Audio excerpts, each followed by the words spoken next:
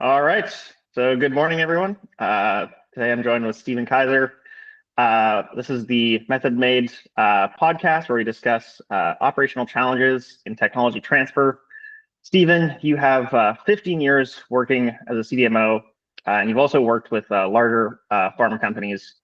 So thank you so much for joining us today. And today, the first thing I'd love to discuss is about documentation in cell and gene therapies specifically. So previously we've talked about this. I'd love to sort of understand, why is it in this particular area that you need two people on the floor? Of course. First off, good morning, and it's always a pleasure to chat with you, Nico. It's been a fun career of mine, and I got to do a little bit of cell and gene therapy, so we'll get into that first off. And cell and gene therapy is sort of relatively new. It's really made its splash in the industry in the mid 2010s with two main approvals in 2017 and 2018. But it was a field that was sort of not well known by industry, and certainly the regulations were built around more of the small molecule, modified somewhat for the advanced materials that are made in biologics. But cell and gene therapy is a very manual process, or cell therapy in particular is a very manually driven process. So you have operators' hands manufacturing it as opposed to machines. And unfortunately, because of the nature, we cannot do any terminal sterilization like filtration or heat sterilization techniques. We have to do what's called aseptic manufacturing, which is just produce it clean from the get-go. So operators are manually manipulating these things with their hands inside a protected field, which is known as a biological safety cabinet. And this field takes a lot of effort and a lot of time to get things and materials and our hands in there in an aseptic fashion. And typical manufacturing is document as you go and document as you accomplish tasks. And when your hands are inside the biological safety cabinet, the aseptic field, withdrawing them and writing things down with pen on paper is just simply not feasible. So the second person is literally there to do that documentation part. They follow on the batch record with the operator being the lead. They can, of course, read some instructions and read the batch record. So, step number 17 is, dispense 50 microliters of this solution to that solution. Then the operator can do that action, and then the scribe can document that action was done. But it's literally two people doing a one-person job, with, of course, this caveat of having to maintain that sterile field that the operator has their hands engaged in. So, okay, that's great to understand. So, I've also heard that it's not necessarily compliant with what's expected right on the regulation level to have these two people doing this one-person job. What's your perspective on that? The strict black and white rules of the FDA around documentation is that, if I do something, I document that I did it at the time that I did it. And so this is clearly not happening in these manual systems. So the strict letter of the law is not being abided. Now, regulations are written for good reason, and certainly there is a big scientific basis for this regulation, but there's also a scientific reason to do this modified version of documenting for another person, because of the product safety is really the key element here. And so the regulators respect that. They understand that because of scientific justification exists, and the principle that we're protecting is the safety of the product, which ultimately protects the safety of the patient.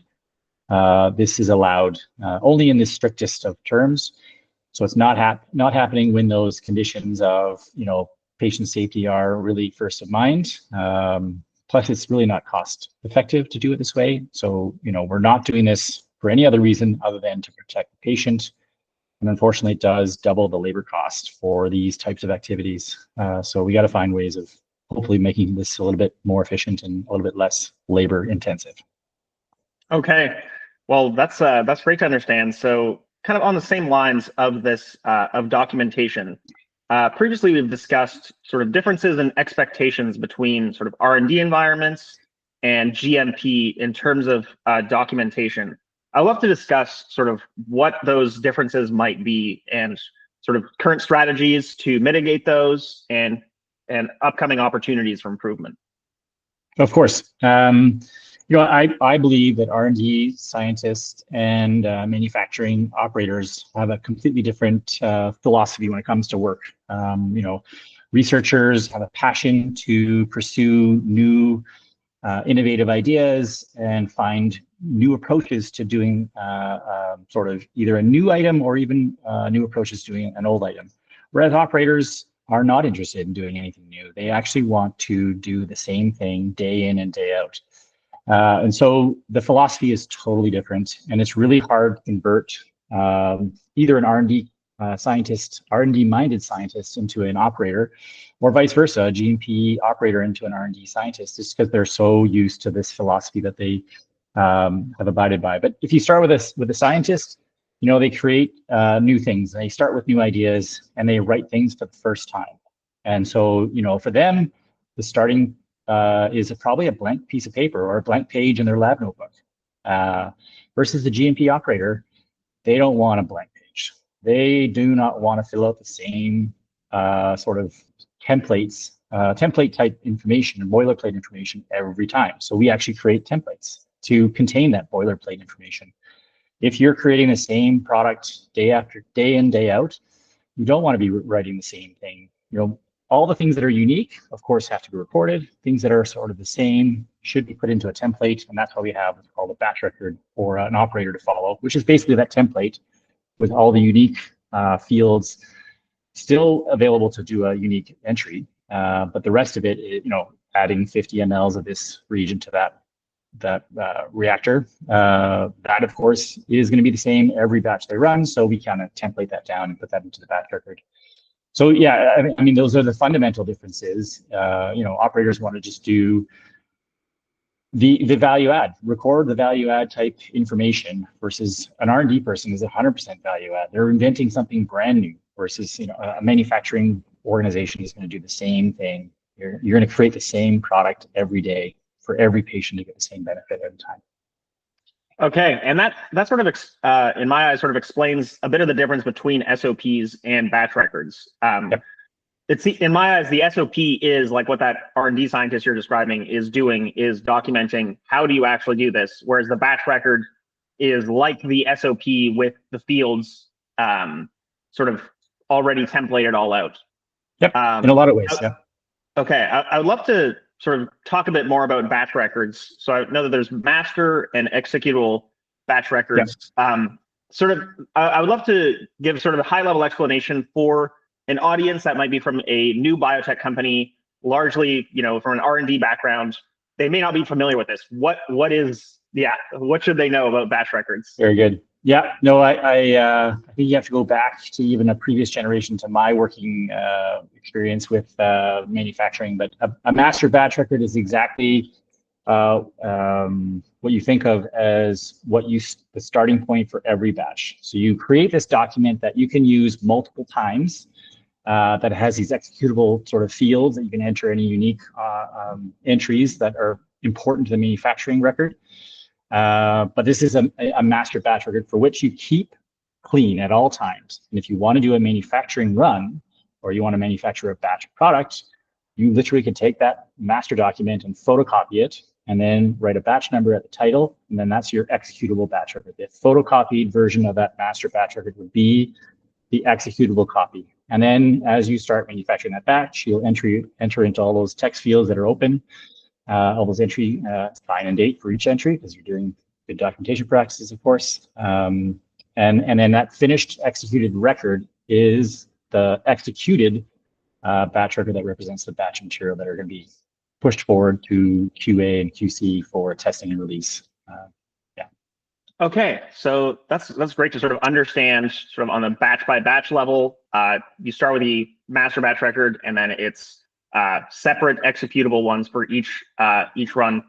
One thing I'm curious about during this tech transfer process with say the master batch record, is it the sponsor that creates that, or is the CDMO have that and then adapt it based on the SOP that they get?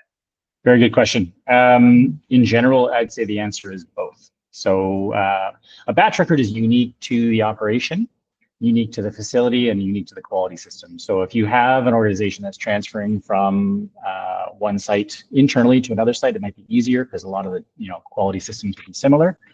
But if you're going from an organization that's an innovative company that has a batch record, they want to go to a CDMO, for instance. So it's going to be like a different company you're going to go to. So they'll have a different facility, different equipment, different quality system setup. So the batch record has to be translated into that new organization's template. This is a mandatory item. So you will have a batch record that you start with from the sending site, and you'll be creating a new batch record along with the templates and the framework that is built at the quality system of the receiving site. And the technology, of course, is more knowledgeable at the sending site. The innovator company will know most about the process. But of course, the knowledge of manufacturing that process time and time again is probably going to be held at the CDMO most times. So it's going to be a partnership, and you have to work very, very closely together. Science is well known by the senders. The process of manufacturing is well known by the receivers, and somewhere in between, we'll get both sort of mindsets applied to make sure that we can, repeatably manufacture the same product time and time again to get the same clinical benefit that we saw during clinical trials. Okay, so that's great to understand. And I've also heard that during this tech transfer process, it's not uncommon that the procedure will be sent from the innovative company to the CDMO, and due to circumstances like equipment availability and processes that's, the way the equipment and what the CDMO, their way that they operate, there is often they'll have to sort of go back to the R&D lab, and there'll be some, not necessarily repetition, but adjustment of experiments to create the SOP in such a way that it is executable at the CDMO. I'd be curious to hear if you have suggestions for how that can be sort of minimized, and if there are sort of root causes there. Of course, tech transfer is a very challenging process itself. Very arduous, can be resource intensive and time intensive and very financially. However, the output is a more manufacturable product. So there is a good light at the end of the tunnel. But in general, you need a process, a procedure to get this done correctly. And the process or procedure should start with a risk assessment that the innovative company is hopefully going to be able to add a lot of input to. Sometimes it's best facilitated by the receiving side of the process. They typically will have the tech transfer process ownership, just because that's what their business is to receive things from outside. So they'll generally have a good procedure to follow, and it starts with the risk assessment. So we go through every step in every unit operation and figure out what are the high risk steps, which ones are the really important ones, which ones have critical process parameters that would be heavily linked to our critical quality attributes or that output of that unit operation, and make sure that we highlighted those as being very important. And so when it comes time to do the gap assessment of equipment, material availability, facility changes, every facility is, of course, going to be unique in a lot of ways. The equipment is very impactful to a process. So if there's a difference in equipment, we have to identify that, make a decision whether it's worth investing in identical size equipment. Oftentimes, these tech transfers are also, potentially going at a time you want to change scale. So you may actually not have a choice of changing equipment. So you'll see that gap assessment be very informative. There also might be times where you might be crossing borders. So if you're doing a Canada to US tech transfer, you might not have availability of the same materials even. Materials are marketed by companies by jurisdiction, and you may have to actually switch some materials. So figuring out not just this material is important, but what actual material parameter, what sort of material attribute is really important about this buffer solution? Is it the pH? Is it the concentration? Is it whatever? Which of those material attributes is the most important part, again, which has most influence on the CQA of that unit operation output? So after you do the risk assessment, you then go through this gap assessment, identifying all the gaps. And then if you have very strong product knowledge and you have your CQAs lined out and the linkage between process parameters and material attributes to these critical quality attributes, you can have a better time Despite all this, you'll still run into science every once in a while, and you'll have to still put some stuff into the R&D lab and rely on your very smart research people to get through these sort of challenges. But overall, when you get a successful process transfer, it is a better process in the end because you get more robustness out of it. Okay. Yeah, it had never crossed my mind before that just sort of availability of materials would have such an impact on these international tech transfers. Yeah. It also may just be scale. If you've been relying on a R&D scale for a long time with a certain supplier and you say, oh, I want to go manufacturing at a commercial scale now, they're like, well, we don't make that much. So you'll have to find another source anyways. Yeah. And something else I've heard is talking about scale differences, that the time for procedures to be executed can also be quite variable depending on this. Just for example, due to like liquid handling, pipettes are very fast for liquid handling. And when you're in a GMP environment, that's not, because of the scale, that's not the way that people transfer liquids. So I guess that time is another parameter that may be taken for granted sometimes. 100%. And you'll find these sort of things you take for granted are the ones that bite you in the end, always. If you're like, oh, that's fine, we assume that'll be the same. Those assumptions are what's going to get you every time. If you do have those thoughts during your gap assessment or your risk assessments, those are the ones that you really want to highlight as saying, hey, when we come to trouble, let's go back to this assumption and challenge that at a later time, because you're absolutely right. Anytime you see a change in something, you're like, oh, that'll be fine. Many times you'll see, automation kick in and you're like, a manual process is no longer probably not as good as an automated process, but it will affect the potential impact. It could be on CQAs and you might have a challenge there. Yeah, that makes a lot of sense.